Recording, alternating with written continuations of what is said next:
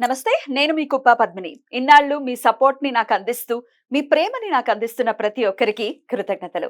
ఇప్పుడు చూడబోతున్న ఈ వీడియో కూడా ఖచ్చితంగా మీకు ఉపయోగపడుతుంది. లైక్, షేర్ అండ్ సబ్స్క్రైబ్ చేసి మీ ఇష్టాన్ని అలాగే మీ సపోర్ట్‌ని నాకందించండి. అలాగే ఈ వీడియో పట్ల మీ అభిప్రాయాన్ని కామెంట్ సెక్షన్‌లో కామెంట్ చేసి నాకు తెలియజేయండి.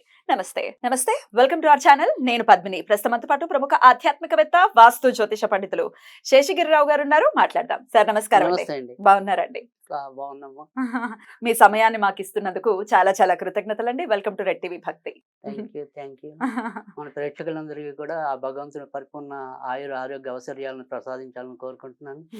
గోచారంతో సంబంధం లేకుండా అందరి జీవితాల్లో కూడా వెలుగులు కావాలని కోరుకుంటున్నాను. మనస్ఫూర్తిగా మేము కూడా అదే కోరుకుంటున్నాం. కాకపోతే గోచార రీత్యా ఉండేటటువంటి ఫలితాలు ఖచ్చితంగా ఉంటాయి. గ్రహచారం ఒక ఒక మేజర్ రోల్ ని ప్లే చేసినప్పటికీ గోచారం కూడా ఆ రోల్ ని ప్లే చేస్తుంది. కాబట్టి నేను మిమ్మల్ని ఇప్పుడు గోచార రీత్యా ద్వాదశ రాశులకి కూడా, అంటే ఇప్పుడున్న గోచార రీత్యా ద్వాదశ రాశులకి ఎట్లాంటి ఫలితాలు రాబోతున్నాయి అనేది అడగదలుచుకున్నానండి.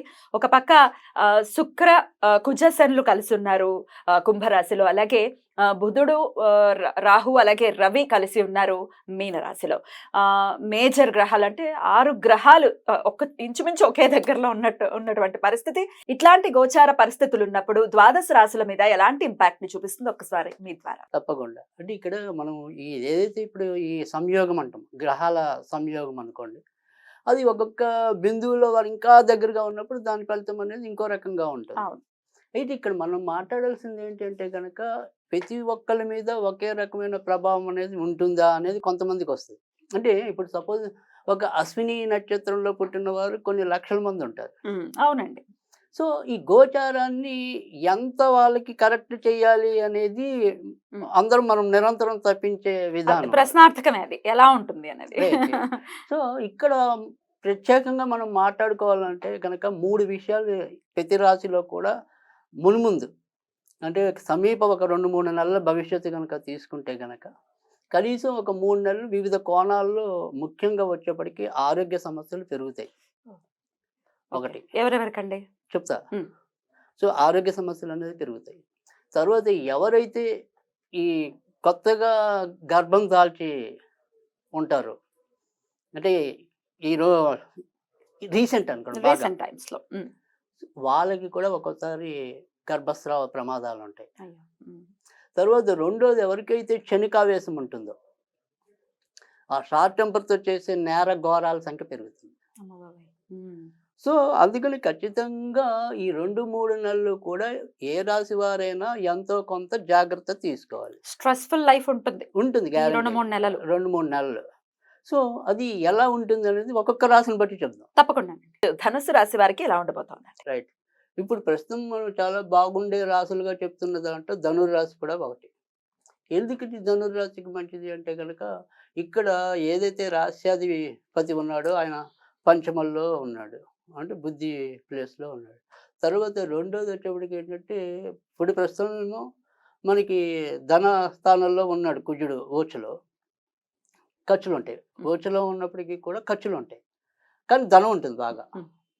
తర్వాతకి వచ్చేప్పటికి మనకి ఈ 16-15 తారీఖుల్లో ఇంచుమించుగా కుజుడు మళ్ళీ మారుతాడు కదా. ఆ మారినప్పుడు సహాయకారకుడు అవుతున్నాడు. కుజుడు 3 ఇంట్లో ఉంటే మేలు చేస్తాడు. అవునా? సో అందుకని సోదరి బంధవ్యాలు అనేది ఇంకా పెరుగుతాయి, సోదరి బంధవ్యాలు. సో అందుకని రక్త సంబంధికులతో లేదా వీళ్ళకి ఏదైనా సహాయాలు లభించవచ్చు. తర్వాత వచ్చేప్పటికి ఏంటంటే, ఎప్పుడైతే మరి రవి కూడా వీరికి ప్రస్తుతం చతుర్థంలో ఉండటం అనేది ఉంది కనుక, ఆ చతుర్థం నుంచి బుధుడు వెళ్ళిపోతాడు ఇప్పుడు ప్రస్తుతం ఉన్న దాని నుంచి.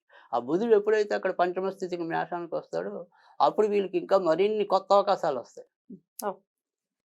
సో ఆ కొత్త అవకాశాలు వచ్చినప్పుడు అవకాశాలు సద్వినియోగం చేసుకోవటంలో ఈసారి వీళ్ళు కొద్దిగా తెలివి ప్రదర్శిస్తారు ధనుర్రాశి వాళ్ళు. అంటే గతంలో వీళ్ళకి ఎప్పుడు కూడా అవకాశాలు చాలా వస్తూ ఉంటాయి, కానీ వీళ్ళు వాటిని వాయిదా వేసే గుణం కానీ, లేదా వాళ్ళే భయపడి వదిలేసుకోవటం కానీ, దీనివల్ల జీవితంలో కొంత ప్రగతికి దూరం అవ్వచ్చు. కానీ ఇప్పుడు అన్ని గ్రహాలు వీరికి కొద్దిగా సహకారం అందించే రీతిలో రావటం వల్ల వీరిలో ఉండే ప్రజ్ఞాపాఠవాలు అనేది 10 మందికి తెలుస్తాయి. దానికి తగ్గట్టుగానే అవకాశాలు రావటం అనేది ఉంటుంది. ముఖ్యంగా బోధనా రంగంలో ఉండే వాళ్ళకి కానీ ఇలా మాటల వృత్తిలో ఉండేవాళ్ళు అంటే లాయర్లు అవ్వచ్చు, ఇలాంటి మనలాంటి వాళ్ళు అవ్వచ్చు. ఉమ్. సో ఇలా ఏదైనా సరే ఈ మాటల వృత్తిలో ఉండేవాళ్ళు వాళ్ళ ప్రజ్ఞా పాఠవాలు మరింత వెలుగులోకి వస్తాయి. Beautiful. సో తర్వాత వచ్చేప్పటికి ఏంటంటే బుధుడి రీతి వల్ల మన ఇంటి సంబంధించి అంటే ఎవరైతే రియల్ ఎస్టేట్ వ్యవహారాలు అంటే మీడియేటర్గా ఉండి చేస్తారే ఉమ్, ఉమ్, కమిషన్ ఉమ్, బేస్లో ఉమ్. అలాంటి వాళ్ళు కూడా అయ్యో కొద్దిలో బేరాలు పోతున్నాడని బాధపడే వాళ్ళు చాలా మంది ఉంటారు. ముఖ్యంగా రియల్ ఎస్టేట్ ఒకటి సినిమా వాళ్ళు ఒక్క ఛాన్స్ అన్నట్టు ఉంటుంది. ఉంటుంది. సో అది ఈసారి కొద్దిగా ఒక్క ఛాన్స్ అయినా తగలడం అనేది ఉంటుంది. ఓ. సో అందుకని వాళ్ళు కూడా కొంతవరకు ఆనందంగా ధనురాశి వాళ్ళు ఉండడానికి ఉంటుంది. అయితే ధనురాశి వాళ్ళు ఎక్కడ జాగ్రత్త పడాలి అంటే గనక వీళ్ళు బయట ఇప్పుడు ఇలా ఒక వీళ్ళ యొక్క ప్రజ్ఞాపాఠ వాళ్ళు ఎంత ఉన్నతంగా బయటికి రాబడినప్పటికీ కూడా ఇంట్లో ఏదో రకమైన భార్యాభర్తలకి కొంత పొరపక్షాలు కలగటం అనేది ఉంటుంది. సో ఎంతసేపు అదే జీవితం అని వీళ్ళకు ఉండొచ్చు. బయట నా జీవితం అలా ఉన్నప్పుడు నీకు ఇంట్లో ఏం చేస్తాను ఈయన అనొచ్చు.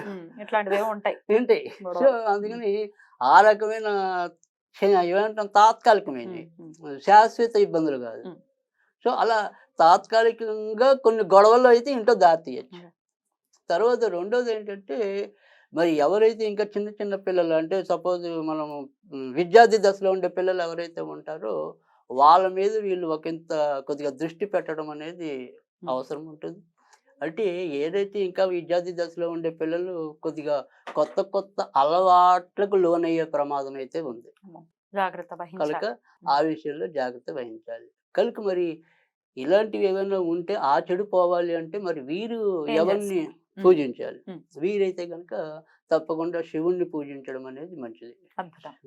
సో ఇక్కడ శివుణ్ణి పూజించడం అంటే సరే అందరికీ తెలిసినట్టు అభిషేకం చేస్తారు, ఇంకోటి సరే ఇవేం చేయదు అనుకుంటే కనుక తేలిగ్గా అయిపోయే పని రోజు కూడా ఇంత పెరుగన్నం నివేదన చేయడం శివుడికి. దాన్ని మనం దద్దోజనం అలా వేసినా పర్వాలేదు, లేదు ఉత్తి పెరుగన్నంలాగా పెట్టి చేసినా పర్వాలేదు. సో అలా పెట్టడం అనేది ఒకటి. సరే ఇందాక నేను చెప్తున్నా రెండింటికి కూడా ఇది కాకపోతే అది, అది కాకపోతే ఇది.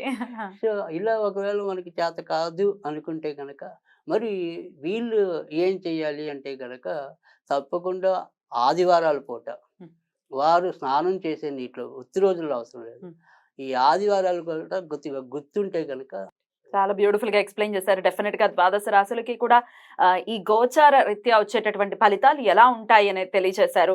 అలాగే రెమెడీస్ కూడా చెప్పారు, రాశి వైజ్ కూడా చెప్పారు. కాబట్టి అందరికీ కూడా ఈ 2 నెలలు చాలా బ్యూటిఫుల్ గానే వెళ్ళాలని మనస్ఫూర్తిగా వెళ్ళాలని మనకు కూడా కోరిక. తప్పకుండా మీ సమయం ఇచ్చి మాకు ప్రిడిక్షన్స్ ని తెలియజేసినందుకు చాలా చాలా కృతజ్ఞతలండి. నమస్కారం.